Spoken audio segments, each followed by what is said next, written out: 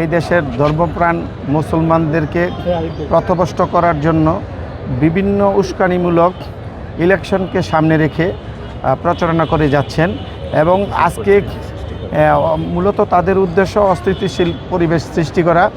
আজকে যিনি বাদী উনি ঢাকা বিশ্ববিদ্যালয়ের একজন মেধাবী ছাত্রী জান্নাতুল ফেরদৌস জুই, উনি সহ ওনার সহপাঠীদের ইতিমধ্যেই এইসব লিঙ্ক থেকে অসামাজিক অরুচিপূর্ণ বিভিন্ন মন্তব্য পোস্ট করে আসছিলেন।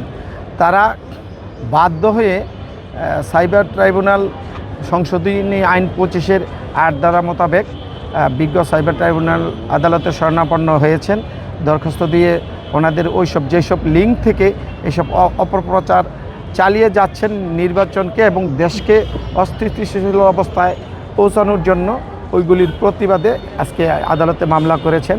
আদালত যখন দেখেছেন যে ন্যায় সংক্রান্ত দাবি নিয়ে এসেছেন এবং আমরা প্রত্যেকটা লিঙ্কের আমরা লিঙ্কগুলি সৃষ্টিযোগে দিয়েছি, বিজ্ঞ আদালত যাচাই বাছাই করে এই ধারা অনুসারে সিআইডিকে টানা তৃতীয়বার অর্জন করেছে দেশের সেরা সুপার ব্র্যান্ড স্বীকৃতি। এটা তদন্ত করে ব্যবস্থা নেওয়ার জন্য বলেছেন এবং যে লিঙ্কগুলা থেকে এই অপপ্রচার চালিয়ে যাওয়া হচ্ছে ওই লিঙ্কগুলি বন্ধের জন্য সিআইডিকে নির্দেশ প্রদান করেছেন।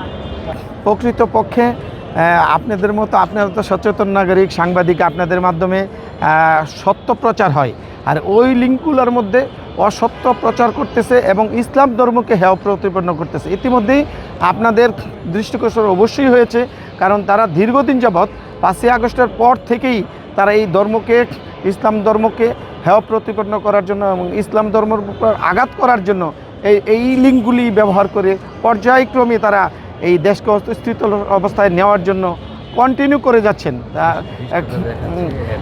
ওনারা এরকমও বলতেছেন যে ওনাদের বিরুদ্ধে ইতিপূর্বে 128টা জিডি হয়েছে, কিছুই হয় নাই, কোনো আদালত কোনো কিছুই করতে পারবে না। 1127টা ইতিপূর্বে এইসব আইডির বিরুদ্ধে জিডি হয়েছে, এইগুলি আবার ওনারা লিখতেছেন ওনাদের লিঙ্ক থেকেই। তো এইগুলি সহই আমরা বিজ্ঞ আদালতে শরণাপন্ন হয়েছি।